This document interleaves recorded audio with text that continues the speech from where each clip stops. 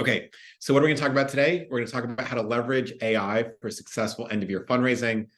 This, I think, is one of the most interesting topics we can cover. First real end-of-year fundraising season ever when AI is going to play a meaningful role, right? So fundamentally different than last year, than all the years in our lives previously. So really exciting to see. I think as a meta point, people tend to underestimate how quickly technology changes. And one sort of fun way to see this is actually just go look back 5 and 10 and 15 years and look at, just go watch a movie that is not science fiction or not sort of an action adventure movie, but like a normal everyday movie in the States, and see how vast the gap is. I saw my best friend's wedding on an airplane recently, which honestly holds up really well. Movie, I think 1997, Julia Roberts. Maybe many of you have seen it, and it's just so wild to see how different so much of the technology is. It's not, 1997 is not that long ago. The other striking thing that shows up in that movie, by the way, this is totally off topic, is the premise of the movie, and many of you know this and have seen it, is that these two best friends say, if we're still single at 28, then we'll marry each other because we're so washed up and no one's going to marry us at 28. And then, right before his 28th birthday, the gentleman in that arrangement falls in love with a junior at the University of Chicago, which no one even blinks at, but she's still in college. So we've got that going for us. But actually, the median age in 2023 for men, and I believe women, but at least men, is over 28. So it's like totally not an anomaly that someone would be 28, 29 and unmarried. So it's wild to see how fast that changes as well in terms of societal shifts. Anyway, great movie. Go check it out. That's not what this is about. We're going to talk about AI and fundraising. We're going to talk first some really quick housekeeping. Many of you know this. These sessions are each good for 1.0 CFRE credits. And the way you get this credit is you just make a note at the survey at the end of the session. Now, CFRE credits are self-reported, right? So we're not going to send you a certificate. This is just a backup option for you in case you get audited. We back up somebody once every 2 weeks, so it's not that common, but you really want to have it. So do that. Okay, here's the agenda for today. I won't read it all out. Important things to know is we will definitely send you the recording and the slides afterwards. You can share this internally with your coworkers and your friends and family. There'll be some good things to do, and so that's there for you. Other quick introductions. I've met a lot of you. My name is Patrick Schmitt. I'm lucky to be the co-founder and co-CEO of FreeWill alongside Jenny, pictured here. And we're very lucky to work alongside a little under 200 folks of all over the United States. It's a remote team, closing in on $9 billion raised for charity, which is very excited. We'll be very excited to hit that 10 billion mark, probably early next year, maybe late this year. And so we're counting down there, which is fun. We get to work with a little under 1,400 of you. So if that's you, thank you. So you can probably tell we love working with you and really enjoy it and are really grateful to you. And overall, the team has more than 400 years of fundraising expertise. And so we really put that to work, understanding how the world is changing and how might we make things a little bit easier on you. In that spirit, typically, we tend to send folks gifts, right? And usually those gifts are something interesting that we think is going to improve your work life, something about clear communication, about effective writing, about decision-making. But it's been a pretty rough week in the world. And you're going into end of year and you're going to be working as hard as you've been working all year. And so my colleague Phoebe, who teams up with me on a lot of these, Phoebe's great, shout out to Phoebe, she's on the call as well, came up with this book this week. So Mary Oliver, one of the best American poets, passed away a few years ago, Pulitzer Prize winning, National Book of the Year award winning, really amazing poet who writes mostly not about people, writes about nature, and a couple of really outstanding works here. From many people called her the greatest American living poet when she was alive. And so we'll be sending this week to 20 of you. So hope you enjoy it. Find a little peace and solace in your life among all of the world chaos, all the professional chaos. Presumably there's some chaos in your personal life as well.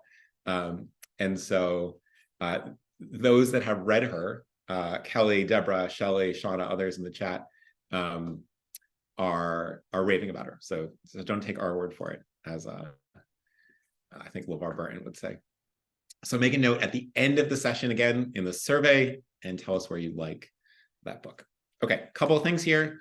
How's your week going? Up and down, right? So not a little bit less happy than 2 weeks ago. Understandable, really tough world events, lots going on. A little bit more concerning is a decrease in confidence about hitting end of year goals, right? So we're starting to see that. I don't know why that's happened. I assume that, for some folks who are not in international relief or others, attention might be diverting elsewhere. If you have theories on this, please make a note in the chat as well. So please do that. All right, let's dive in here. So we're going to talk about AI. We'll talk briefly about the world that end of year giving context is happening in. And then we're going to talk about some very practical tips for using AI in your end of year giving to raise more money, right? That's really what we're doing here. What can you do that does not take a lot of time, that will lead to very strong results, that will help you hit your goals and propel you into 2024, right? That's the whole theme of what we're going to chat about right now. So a couple of things to note. We'll go through these pretty quickly. One is the investment in AI is not slowing down, right? Amazon just dropped $4 billion investment into AI to start competing with companies like Microsoft and Google. Tech giants are meeting with federal lawmakers over plans to regulate AI and really get a good framework there. Scientists have seen huge breakthroughs. I mean, this is really, really promising stuff.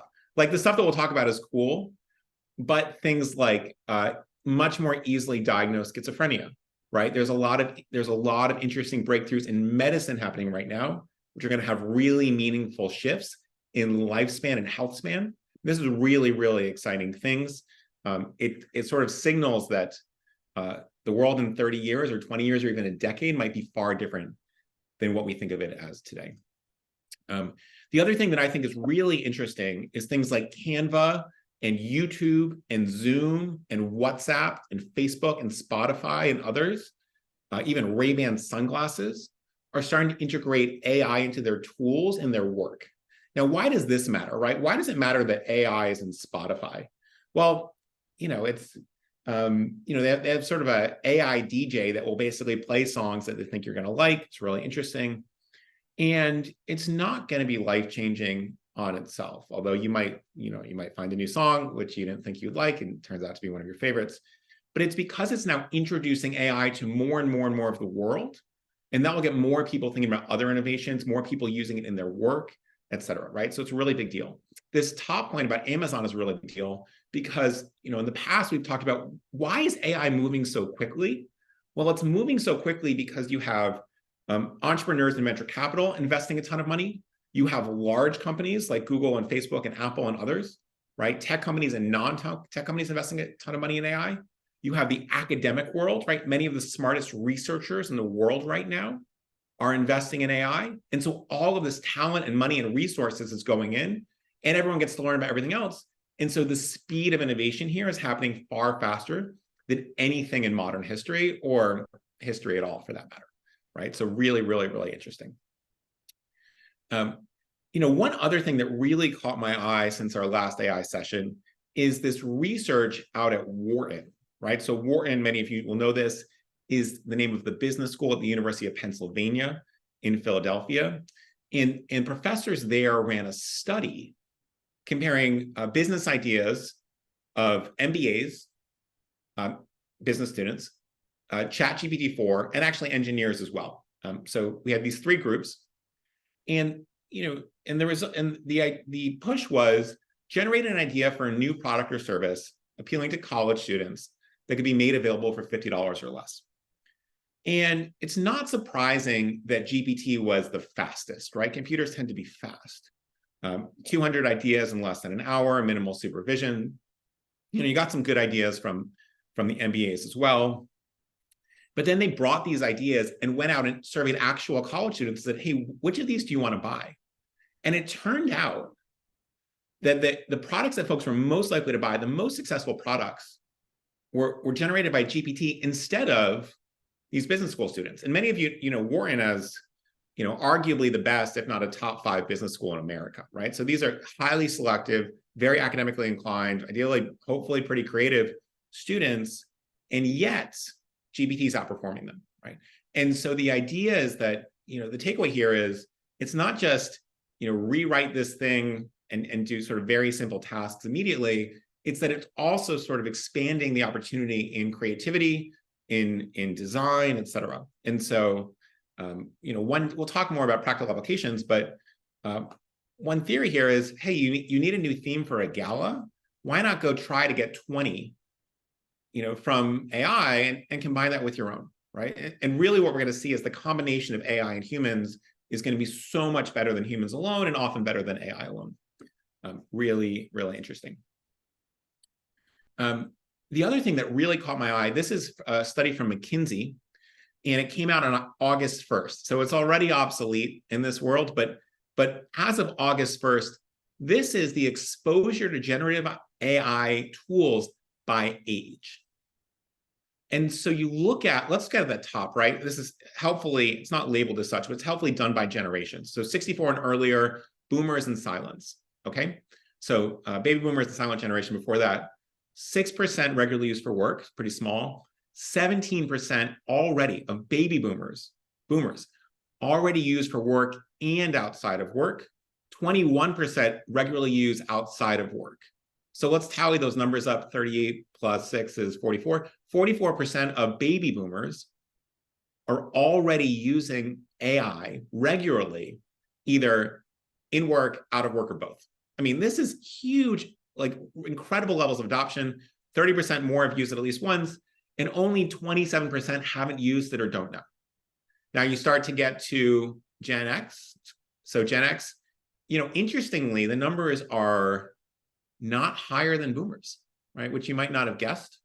And then you get to millennials, the 81 to 96, right? Shout out to all you millennials like me. And you see these numbers extremely high. 5 plus 22, 24 is 51%, I think.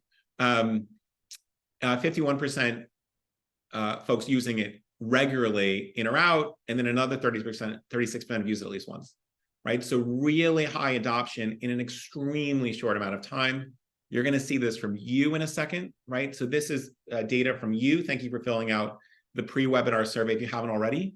But just look at this, right? So this is, do you already use AI in your work? And in March, now March feels like a long time ago. March is 7 months ago. This is not a long time. Only 11% of you were using some form of AI in your work. In 7 months ago. By July, it was 31%, and by October, it's 40%. I mean, this is the fastest technological adoption I've ever seen for anything. This is not what the curve for email looks like. It's not what the curve for internet or fax machines or the written word certainly looks like. And look at how quickly this is happening. I mean, it's really, really interesting. What do we know about trends? We know they tend to continue. So if we chat again about this in January, that number is probably going to break 50%. Right? And we chat about this at the end of next year, it's going to be really high. We'll talk more about 2024 later in the session. Have you ever used an AI tool in your personal life? Now, one thing that's interesting here is a lot of people were curious early, and I think there's still a lot of sorting out of how do we make this actually usable in our personal life. So we won't talk about this in the webinar, but I wanted to ask if you have uses for AI in your personal life, if you can share them in the chat. I know a lot of people say, hey, I've got these 6 things in my fridge. What should I do? Or I want to make a poem for my 6-year-old. I know a couple of my friends who are parents, who are really wonderful parents, who are constantly making up new stories that involve their kids using AI. It can be quite quick. Leanne says, ChatGPT planned my honeymoon, which is awesome. Trip itineraries, a weekly calendar for college students. Wow, awesome, awesome stuff. I love this. Zaskia writes poems in Haitian Creole. I think one of the things that's really interesting is language. We'll talk a bit about that as well. Okay, so big takeaway here. AI is moving very quickly in the world, in the workplace, and in your workplace. So if you're in that 50 that doesn't do it, right, you're going to see a lot of your colleagues doing it. So very quickly, as we think about using AI in 2023, end of year, let's just chat very quickly around what's happening to set the stage for how we make the most of this moment. So first trend, as you know, inflation's still hitting pretty hard. US dollar has lost 16% of its value since 2020. And this hurts inflation-adjusted fundraising. So if you get donors that give you $100 every year, that is less valuable than it was 4 years ago, and you will miss your goals because the things you need to spend money on to have the impact you want to have cost more. Raising the same nominal amount, again, is less purchasing power, and yet small donors are not increasing their gifts to keep pace with inflation. So the fading of small donors is in part because all these small donors are giving cash, and they're not raising their amounts every year to keep pace with how much money you need to have impact. So that's a big trend. Second trend, it's a strong economy, and politics and back and forth will sort of hide this sometimes, and inflation hides this. But the S&P is up 14% year to date. The NASDAQ is up 31% year to date. In crypto, Bitcoin's up 70%. I have this theory that I think is true, that the reason you don't hear about crypto anymore is that all of the tech writers assigned to write about crypto are now writing about artificial intelligence. But crypto ownership is as high as it's ever been, and crypto prices are as high as they've been for most years, with the exception of 2021 when they were through the roof. Joblessness is looking great. Wage growth is strong and outpacing inflation. Those of you that are trying to hire in the nonprofit sphere know this is it's a bad thing for you. It's a good thing for job seekers, but there are far more vacancies than there are qualified folks to fill them right now because the demand is so high. This, by the way, is going to get worse or better depending on what side you're looking at. But as more baby boomers retire, there aren't enough folks entering the workforce to fill those shoes, and so job vacancies are going to be tough. And so part of the AI phenomenon is, how do we make do for the 6 months when we don't have that marketing associate that we're trying to hire for? So all signs point to a strong end of year giving season. I think many of you are being too conservative in your estimates on what giving season is going to look like this year. We've talked about this before, but just to come back to this, with a strong economy and a strong stock market, there are a couple of gifts that really, really benefit that were hurt in 2022. So what are those gifts, right? So quickly in the chat. Also, how great is this squirrel photo? Again, my colleague Phoebe did this, not a photo, obviously, AI generated image. But what types of gifts are most affected by stock market increases?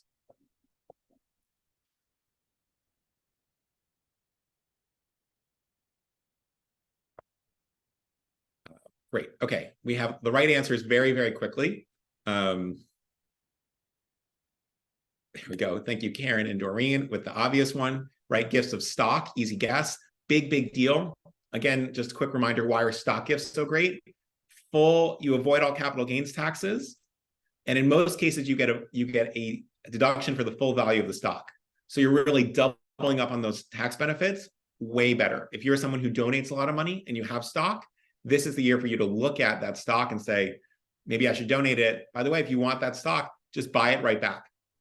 It will be cheaper for you to donate it and then buy it again because you'll avoid all the capital gains taxes. Many of you said this, IRA distributions or qualified charitable distributions, big year for QCDs.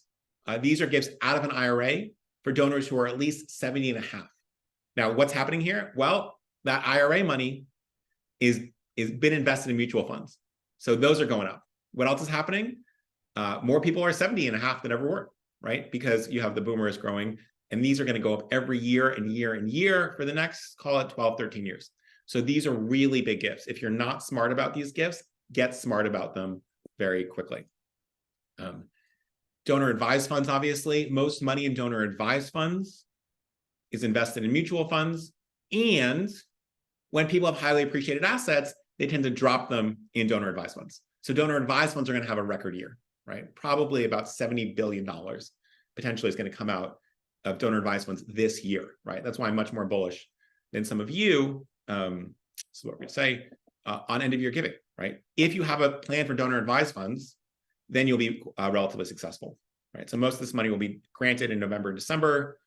Get your plan in place. We'll talk more about that in a second, but if you have a little scratch pad, say, write down as a to-do, get a plan for donor advised funds this end of year, because there are buckets and buckets and buckets of money out there looking for places to go. Remember, donor advised funds have already been committed. You can never get that back. And so it's pre-assigned for future charitable giving. This is your moment to go ask for those gifts. Okay, what else is happening? As you might know, it's a very busy news cycle in the world. It's going to take a lot of donor attention.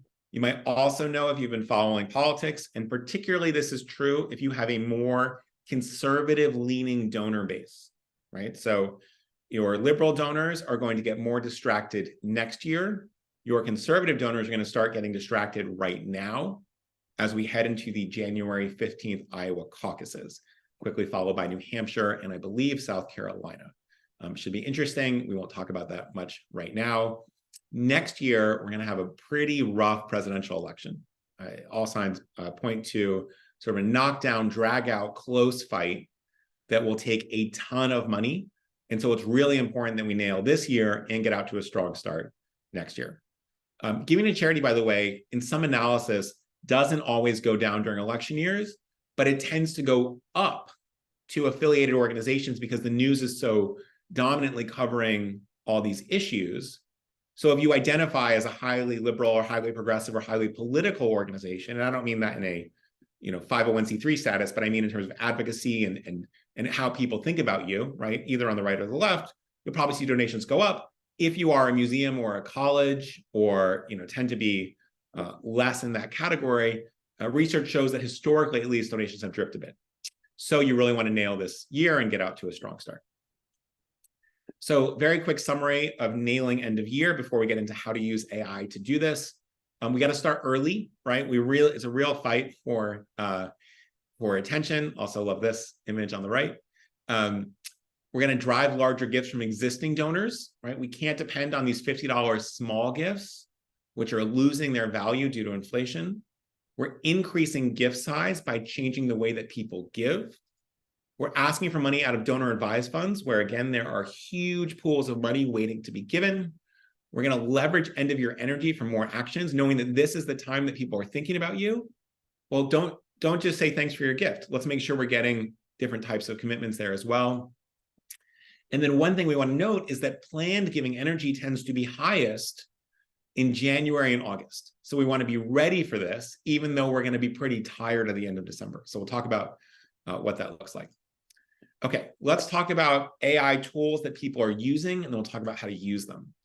First tool, many of you know, but just to summarize, ChatGPT. There are different portions, GPT-3, GPT-4, great brainstorming tool, increasingly quick. It can answer questions to a lot of topics. Some limits, it does cost money, right? The more advanced version costs $20 a month. You should probably get your organization to pay for it, but it's still there. It does require specific prompting. It doesn't have any knowledge after 2021. And it is prone, like everything, to hallucinating at times, which means giving wrong information, right? Because it is a language model, not an encyclopedia. And so it can be even difficult on things like math. Even though we think computers are very good at math, it's not necessarily the case with language models. Second tool, which gets a little bit less attention, but has a lot of value, is Claude. Claude is made by Anthropic. So you might have heard of the company Anthropic in the news. The big benefit for Claude over GPT is you can put a lot more content into it. So you can put up to something like a 70-page book into Claude and say, tell me about this, use this, do that, et cetera, right? It is trained with data up to December 2022 and a little bit of early 2023 knowledge. So, it might be a little bit better on research. It can analyze uploads, right? So if you have, a similar organization as an annual report and you want to ask a bunch of questions, you can put the annual report into Claude and just start typing your questions and have a conversation with Claude about the annual report and get answers immediately, right? So that's pretty interesting. A couple downsides. There's a free version. It tends to be a lot slower. It's also $20 a month. And again, you want some specific prompts, right? So it requires a little bit of expertise to really use it to your full capacity. Thanks so much. Mackenzie says she's found it to be much more creative, which I thought was, oh, sorry. I assume, Tracy, that you're discussing GPT-4 versus GPT-3. I have found, by the way, that GPT-4 is significantly better. So the pro version is significantly better. Deborah says, please say more about ChatGPT not having knowledge of events after 2021. This is not moving. So it's not like everything was 2 years ago and every day, now it has October 16th, 2021. No, it was a model that was trained on tons of data up into a certain point. And so it's not going to magically expand. At some point, it may increase its access to the internet. There's some beta tools there that it can go in real time.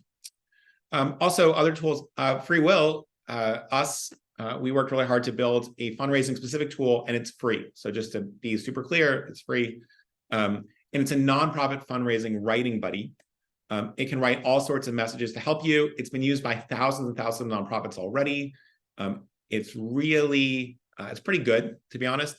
And it's sort of like having GPT with it's like bowling with bumpers, because it really has all the best practices of fundraising built into it. So you'll end up with better outcomes as we test it from using this than using GPT. But you're always welcome to do anything. Again, it's super free. It's actually built on the more advanced version, right? So we pay, we pay for the professional version and then help you use it for free. So it's pretty good. We're proud of it. This is not a commercial for Willy. Again, Willy is free. It's just sort of an explanation of how to start using this. So what does it do? It creates what we think of as actually world-class fundraising emails, highly tailored to your organization. It writes direct mail. It writes thank you notes for donors. It can make you a social media post or a social media calendar. It can create a year-long or 2-year-long fundraising email calendar, so you get that plan in place. It writes press releases. It can evaluate the fundraising emails that you've written. It can help you with a permanent giving guide. This giving guide is all about smart gifts. We'll talk about that in a second. Well, I'll show you what people said about it, but people really love it. It will also give talking points for major gift officers, and I'll walk you through what that means. But this is super, people just say it's super helpful. Now, we internally, we also have something called Sophie, and we call Sophie a cousin of Willy. How is Sophie different? Sophie is really based around the needs of faith-based organizations and houses of worship, right? So if you're a church or a synagogue, or a Catholic diocese, this is the tool for you. It's also built on GPT-4. It's also free. It's very similar to Willy. A couple differences. Right now, it's tailored for every Christian denomination and all major branches of Judaism. We are looking to expand that, right? So if you are someone doing a lot of fundraising for a Sikh temple, for a mosque, let's connect. We'll chat a little bit. We'll sort of figure out your needs and we'll add that as well. Again, totally free. What does this do? A bunch of the things that Willy does, we won't talk about them again. It'll write announcements for a Saturday or Sunday, right? Depending on a church or synagogue. It'll write bulletin inserts. It'll give you ideas for sermons. It'll give you ideas for Bible study questions. It'll give you appeals for the high holidays. If you're Jewish, it will create e-newsletter articles. It will social media posts and a lot more, right? So go check that out. Really, really fun. People love it. What do they say? Someone said, I just tried the donor thank you note for fun, just to see, and I was beyond impressed. I would send it to a donor and not change a word. It's great! Exclamation point, exclamation point, exclamation point. Thank you to this chief development officer at a human services nonprofit. I really like this one. We got this like 3 days ago. And it said, I just tested it out by asking to generate a press release about an upcoming event for fun, and I am shook. I have never used AI before, but it took the information I gave and gave me back an enthusiastic, accurate representation of our work, our mission, our tone. It sounds just like we crafted it, needed a few minor tweaks. It even made up a sample quote from our president that totally sounds like her. I cannot believe it. Shook through and through. I think shook is one of my favorite words that's really heavily entered the vernacular in the last few years. So you can check that out. No, they were not. These responses were not AI generated. And we ask you also, how have you been using this? Someone says, in my work life, I've used GPT and Willy for thank you notes, social media plan, proposals, rewriting grant language, getting naming ideas. I tried 50 possible names for a new nonprofit, writing an appeal, proofing a letter, getting verbiage for our appeal about ways to give or planned giving. Someone else said it's amazing. It's perfect to help spark thoughts and get you started. I always add my own voice and change a few things up. Other people say, I love it. I use it when I have writer's block. I never use the entire copy, but I like picking and choosing and tweaking as I go along, which is great, right? You really want this sort of collaborative effort, like you have a friend next to you and doing it pretty well. One thing that's really interesting as a quick side note is in engineering, I think like 15 years ago, what they found is that, engineers used to always code on their own. And these are talking about software engineers, always code on their own, each person had a little terminal computer, whatever. And in offices, a lot of companies started experimenting with pair programming. You do it side by side, right? So I've got another engineer, we're coding together, we're solving problems together.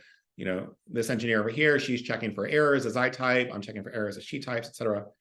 And it turned out to be a little slower to have two as compared to one person each. But the quality was so much higher and the mistakes went down so much that it's now the way that a lot of software teams do engineering. And it's really a velocity problem, but otherwise it's way better.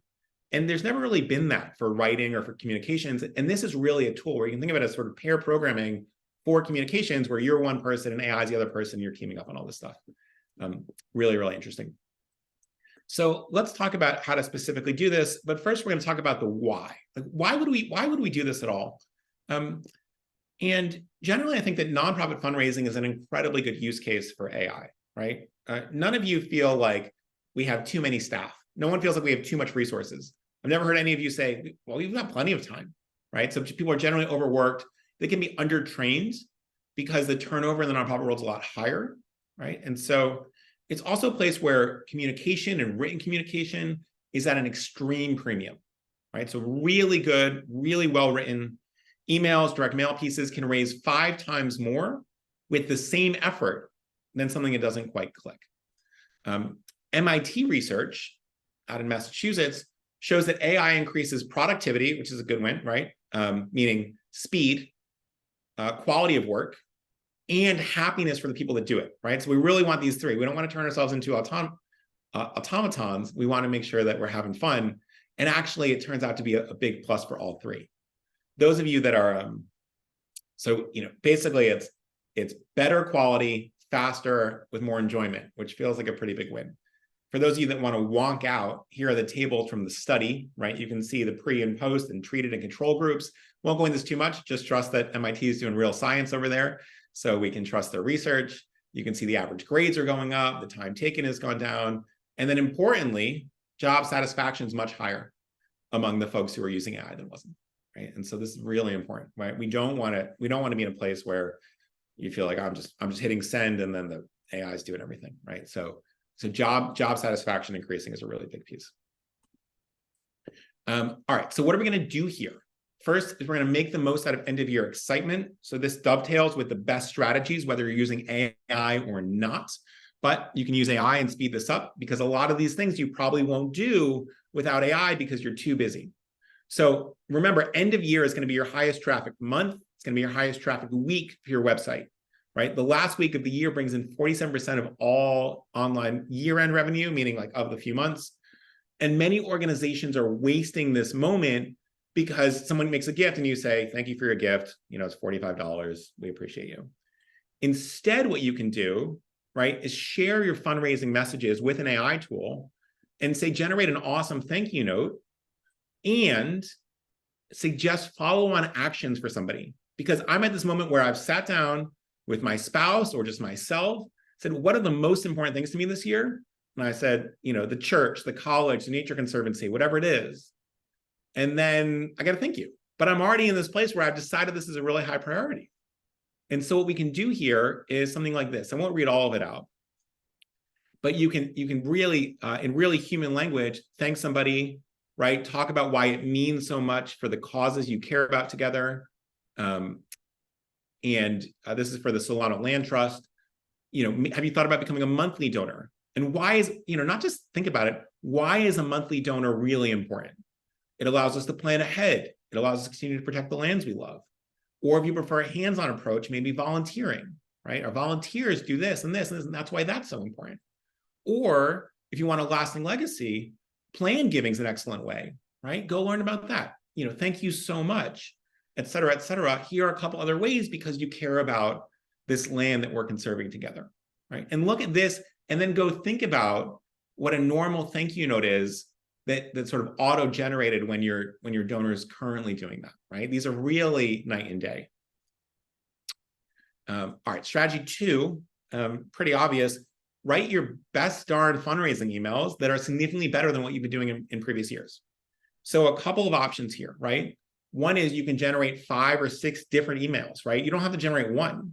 Keep going and then choose the best version. You can input the stuff you've already written or your favorite and ask for 20 subject lines, right? People underinvest in subject lines, and why not have an additional 20 to choose from and whatever else you come up with, right? If you use Willy, the back end of this is not just, it's a layer of AI and human expertise with all the best fundraising research to make sure you're using what actually works, right? Because we've done tests on this, and we've also obviously looked at a lot of academic research around this. And many organizations are actually finding that these are outperforming human-driven stuff, right? Not everybody, but in most cases, it's pretty good because these best practices really work, right? So it's a good way to raise more money in less time. Here's an example, by the way. I made this in about 25 seconds yesterday. Excuse me. It's about the Bronx Zoo, one of my favorite places in New York City. Hopefully some of you have been. Maybe you brought a small child. It's pretty awesome. If not, and you're in New York this holiday season, go check it out. But I'll just read a little bit of it, right? So AI generated, first of all, here's the subject line, gave me 20 others. Your chance to make a positive impact this year. Dear supporters, we close out another year at the Bronx Zoo. I find myself reflecting on the strides we've made and the battles we fought, all thanks to the unparalleled support of individuals like you. Your commitment and generosity has been instrumental in helping us uphold our mission of preserving and enhancing the lives of animals under our care while educating the public about wildlife conservation.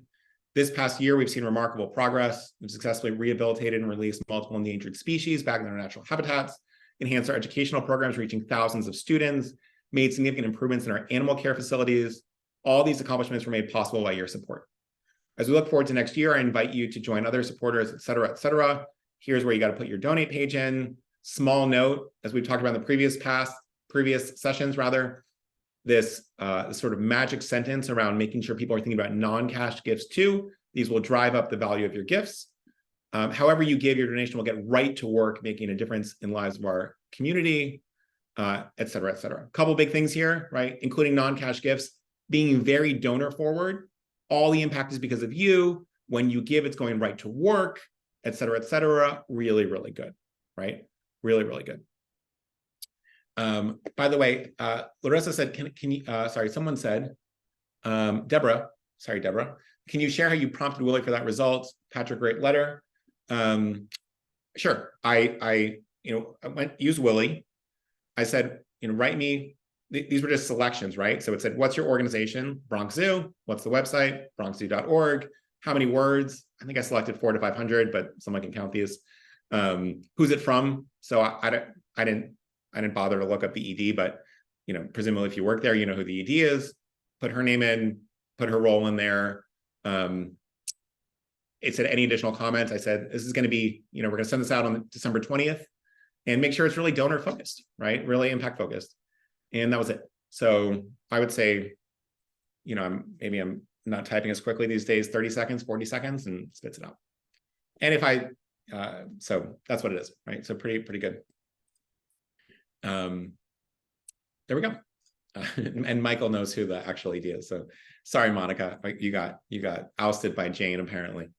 All right. So strategy 3, many of you are putting the finishing touches on your direct mail for end of year.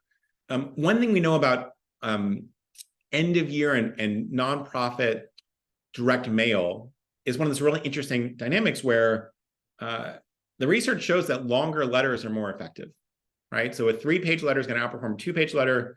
A 2-page letter is going to outperform a 1-page letter. What is the problem? Writing 3 pages is annoying, right? And hard, and you're not really sure. And so you can ask AI to write you a 1,500-word letter, generate 5 different versions, and then edit that as you like. And it's a lot faster here, right? So if you write a 4 or 5-page letter and you print it all out and you mail it to someone, it's going to feel like, really meaningful. And they're going to spend, 12 minutes reading that whole thing. And they're going to be that much more moved because they have spent more time really thinking about the impact, et cetera. And so this is an area where it's a pretty easy upgrade because it's hard. It's hard to write 4 or 5 pages. Think about how long it took you to write those 5-page essays in 12th grade or whatever. And so this is a really valuable addition. Strategy 3, well, let's do that. So you can let AI do the heavy lifting, and then obviously, read 4 or 5 and see what you like. You can always use none of them, right? But it will really help you. Strategy 4, we think this is really useful and underutilized. It's a real, if you had a professional proofreader and an editor, the way book writers do, it'd be really helpful, right? Those people are really valuable, and so you can let AI be an assistant who checks your grammar, but also checks best practices, right? For smaller teams, it's really important to have a second opinion, or maybe a third opinion. It could be that your coworker is just not that great a writer, and so having his or her opinion doesn't really matter. That we built out a fundraising evaluator, and so I'll just give you some feedback in a few seconds. I'll show you what that looks like. Obviously, you can use GPT or Claude. You can just say, here's my fundraising letter. Here's a little bit of context. What would you do to make it better, right? And then get that feedback. It'd be really helpful. I used to work at an organization called MoveOn.org, which some of you know, in my youth, and MoveOn had an email list of about 5 million people. And so one of the rules was that you can never, ever, ever send a email out of more than X thousand without having it go through not somebody on the team, but one of the 4 or 5 professional proofreaders that we had on contract that were paid hourly. We just reach out to them and say, hey, are you free? And the proofreading that those people did was so valuable and turned me into a much better writer because everything got picked apart. And it was so valuable, but it cost, I don't know how much we paid them. I assume it was like $200 an hour, right? These are really high-end proofreaders. And so having that at a moment's notice is going to really not just improve your writing for this piece, but will also sort of give you things to start looking at going forward. So here's an example, email from the ASPCA. We fed into it, super cute. I won't read it all. What did we hear from Willie? Said, hey, make your email. There are a few suggestions. Personalize it, right? Engage your readers by personalizing the email. Make sure you're using their first name. That wasn't in there. Pretty obvious. Storytelling. Can we pull a short, specific story of an animal that's been helped recently and show the transformation that donors it can make? It was a little too generic, what we saw in the email. Otherwise, non-cash donations would drive up gifts. So we'll do there. And here's an example of what you could say. And then, by the way, I like this part.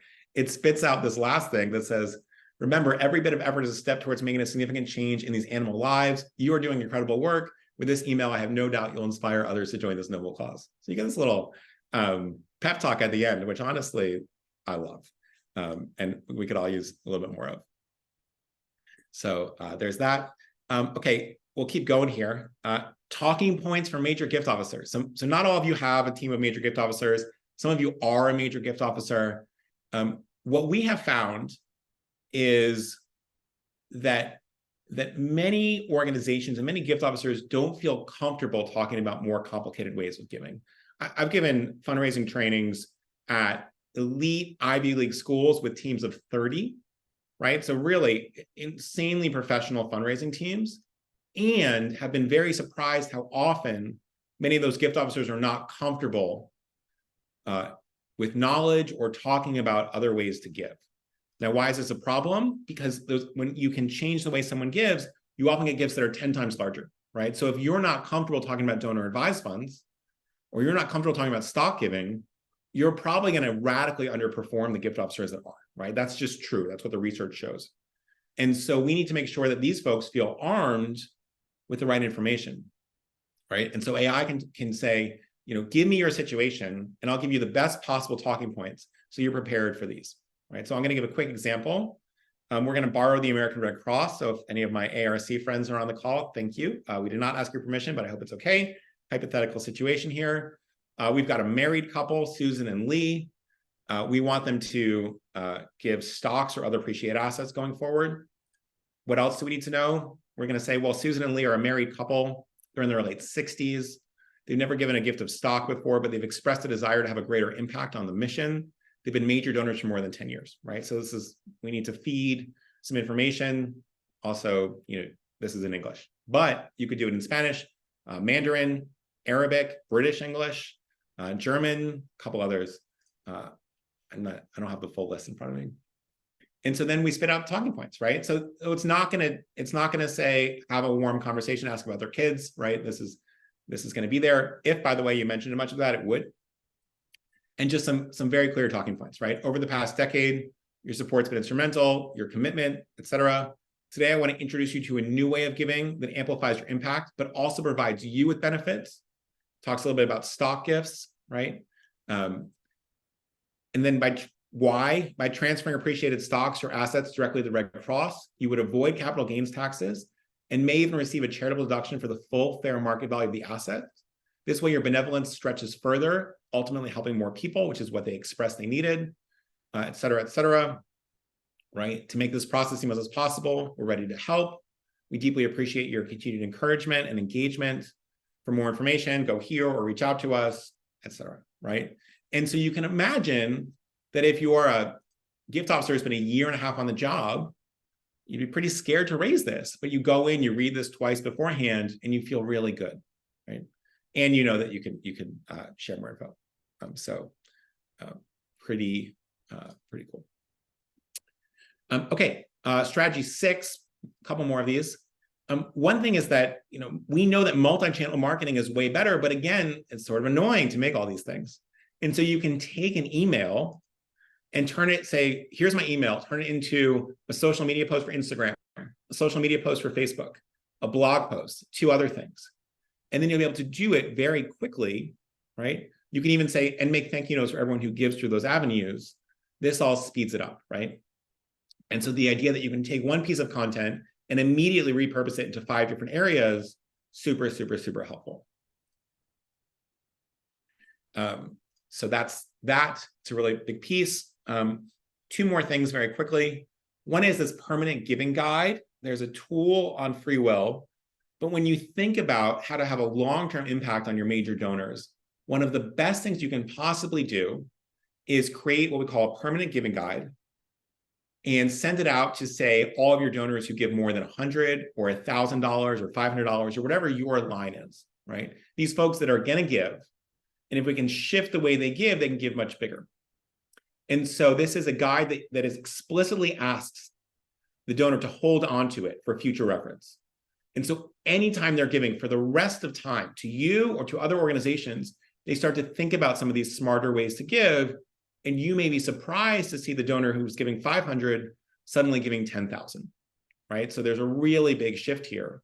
And this can be really valuable. But again, many of you don't feel comfortable making this. And so AI can do it for you. You can go check that out on Willy as well. Other quick things, right? 90% of donors say the thank you email is the most important thing they receive. 0% of nonprofits say it's the thing they spend the most time on, right? That's just true. If anyone wants to contradict me, I would love to hear your story, but mostly I will not believe you, right? Every nonprofit is spending too little time on thank you notes, and donors can sniff out things that sound generic, so you can personalize thank you notes very quickly. This doesn't just mean the name. What you can say is, here are some very easy things you can do. Mention their giving history, demonstrate the value of their gifts, describe how the donation made a difference. Maybe there's a specific initiative, remind them of a past event they were part of, all these things, right? Share a brief testimonial. If you have these things ready to go, you throw it in very quickly. 60 seconds of typing will spit out a sort of an excellent thank you note to make it possible. The other thing we want is to get these out fast.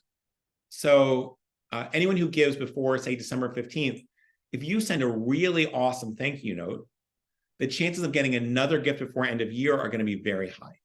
Because if they're giving to a couple organizations and you send this awesome thank you note that references something else they did, that talks about how that money is being put right to work doing the thing they care about most, your odds of seeing more gifts from the same people go up by a pretty big degree, right? But you're busy, so we put that off. We send it, January 3rd, and you lose that chance.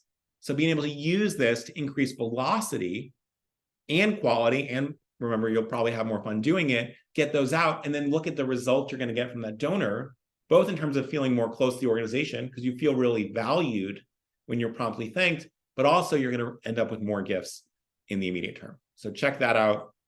We also know that longer thank you notes tend to be more effective, but they're more time consuming. And so for the same principles as direct mail, you can do that as well. Okay, one bonus tip, and then we'll get into a couple of questions, although we don't have a ton of time. We've talked about how important January is, but you're going to be tired, right? Because yes, you have a lot of work, it's end of year. Also, presumably you have some family obligations and other things like that. And so use it now to create your communications calendar. Try that, include any key events or giving days for you. We also know that re-engaging folks in January is really, really important. We're making sure we're thanking our end of year donors. We're really trying to engage these folks, right? There was a recent research by Classy, the fundraising platform, that said up to 75% of one-time donations on Giving Tuesday and December 31st are from first-time donors. So what matters? Nailing January to re-engage these folks is one of the keys to long-term success, right? So better thank you notes, and then also making sure we're really sprinting out of the gate in January. It's also, by the way, the biggest month for planned giving after August. Why? A lot of people are doing New Year's resolutions, they're getting their stuff in order, right? And so it ends up being a really valuable time if you can make time for it. And so prioritizing this in January will pay off later. And what we saw is not only does it generate more gifts in January, it also starts to prime the pump, and you see more planned gifts throughout the year when you do this. Very quick, you can see here, those two highest marks are August, those two other marks are January. These are the biggest times for planned giving. And so you can see here that being ready to capitalize on that may require a little bit of a boost. That boost can come in the form of AI. All right, we're going to skip this. I want to share a couple of things that I think are going to happen in 2024. This is being recorded, so we can come back in a year and you can tell me if I'm wrong. But I wanted to note, just to remind you how fast these things are moving, what we might expect by the end of year season next year. So first one, by the end of 2024, we, or at least I believe, I won't put anyone else into this in case we're really wrong, that 90% of fundraisers will be using some form of AI weekly, and more than half of folks will be using it in their daily work, right? So I think this is going to happen. Why? We look at the trends so far, we extrapolate over the next 12 months, we look at the investment going in here. Many of the tools you already use will use more AI. I think this will be pretty exciting. One other prediction, many of the most effective ads, not all the ads, most effective ads and messaging strategies of the 2024 November election will be AI generated. There's a lot of interesting research now about how you can sort of create an AI focus group and really test things at rapid pace, very cheaply, which is exciting. Possible, many chart-topping songs will largely be entirely AI or largely AI generated in 2024. So we'll see if that's true. Most organizations who have 50 or more people will have at least one person for whom AI is their primary focus of their job, right? Helping others and helping the organization. And, unless something catastrophic happens in the world, my sense is that AI-driven economic growth and AI-driven improvements in fundraising will make 2024 the strongest fundraising year to date, even with the presidential election. So a couple big thoughts. Could be wrong, but what's the point of making predictions if you can't take some chances? All right, a couple of resources, then we'll get to some of these questions. We are going to send a copy of Devotions. So I guess my colleague Phoebe's going to drop a survey in the chat. Thank you. So if you don't mind, click on that survey right now. It should be the lowest link in the chat. And first things first, we're going to send one of Phoebe's favorite poets, Mary Oliver and 20 People as a gift. We hope you like it. We hope it brings you some calm and peace in turbulent times, professionally, world-wise, otherwise. So do that. Second thing, we would love to have you on Thursday. On Thursday, we're doing a 30-minute presentation we call Product Showcase. So looking at some specific technology around tax smart gifts for end of year. So these are these big non-cash gifts, donor advised funds, which are exploding, QCDs, which are exploding, stock gifts, which we've seen a huge number of stock gifts this year, et cetera. So if you want to learn about that, that will happen in 47 hours from now. We'd love to have you. Just make a small note in the survey and we'll send you a calendar invite. So that should be really fun. Do that as well. Also, some of you, I hope, are going to the Charitable Gift Planners Conference from November 1st to 3rd, and I would love to see you there. It's in Chicago, the Windy City. And so if you're there, just let us know and we'll give you an invite to a special reception we're having at one of the more famous restaurants in Chicago. It's all free. We'd love to host you. So please come to that. And final notes, please fill out the survey. Next webinar is on Halloween. I do not expect to be in costume, but you are welcome to come in costume. And we're going to talk about older donors. We're going to talk about older donors this giving season. Fun fact, more than half of all donations come from folks over 65 in America. So we'll really do a deep dive on this generation. What are the opportunities? What are the pitfalls? What does a changing world mean for them?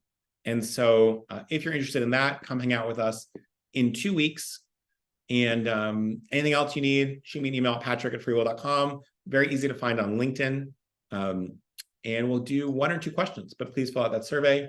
Larissa had a question around AI-generated images. So, there's a couple of great tools here, Midjourney, DALL-E, spelled D-A-L-L''E in particular, a couple others. Really interesting. What are you going to use them for? Look, I think there are a couple of use cases. It can be really helpful in marketing to have the specific image that you want. They should be fun. I think, my position would be if it's art, right? If it's like a squirrel wearing a tie typing, you can just use it. I think if it's photographic level, you do want to make a small note that says this was generated by AI, right? Many of you have seen the sort of Pope in a puffy jacket or Donald Trump in handcuffs or some of these other sort of newsworthy AI images that are not real, right? So it's going to be a really important development. We haven't talked about this much, but how do we sort of figure out what photos are genuine and what photos are AI? So I'd be a little bit more cautious in terms of AI generated photos. Now, interestingly, Google just came out with some features for their new phone where you can use AI to stitch together multiple photos so that if 5 of us are taking a photo and someone's blinking in each one, it will just stitch together the 5 best ones into one photo. And is that AI generated or close? It's not quite the same. But it should be really interesting. I think that I don't think that AI images are going to revolutionize the nonprofit fundraising world the way that text and even video will at some point. I am super excited about the role of AI to create highly personable and personalized video in the future, especially for major donors. I think that's going to be really, really good. We know that video just plays a different role in terms of what part of the brain it activates. So that should be really good. All right, we are already past time. I appreciate you all so much for coming. If you haven't already, please fill out the survey. But I just wanted to say, as usual, a really big thank you to you. I think we know the world is changing. We love trying to, hold hands and walk into the future together and really get a sense of what is this all going to mean for us? I mean, the role of nonprofit fundraisers is really the backbone of a lot of modern society, and certainly a lot of the best parts of modern society. And so how do we take, the opportunity in front of us and the changing world to, not only advance our careers, which obviously this is going to be a must-have in the future for any sort of job applicant, but advance our organizations, advance the impact we're going to have. And, I think there's a lot of exciting AI stuff that is not about fundraising that nonprofits can use in terms of service delivery and program delivery and bringing great art to people and great education. So maybe we'll talk about that at a different time. But anyway, would love to see you on Thursday. Shoot me any questions you have or anything you want to say. Love hearing from you all. We'll send you the slides and the recording, of course. And with that, just have a wonderful week. I'm looking forward to seeing you again soon.